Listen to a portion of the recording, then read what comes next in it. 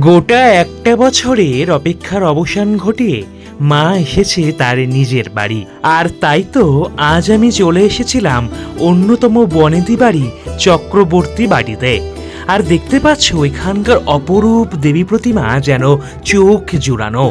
মায়ের এই অসাধারণ মূর্তি দেখে আমি কিন্তু একেবারে শিহরিত হয়ে গেছিলাম। আর যেমন গয়না তেমন মায়ের রণরঙ্গিনী রূপ, একেবারে সাবেকি সনাতনী মাতৃ প্রতিমা যেন তাদের এই বাড়িতেই বিরাজমানা। মায়ের এই অপরূপ মূর্তিতে আমি কিন্তু বেশ কিছু বিশেষত্ব লক্ষ্য করলাম। একদিকে মা সহ দেবী লক্ষ্মী এবং দেবী সরস্বতী তিনজনের মাথায় কিন্তু বেনুনি করা ছিল।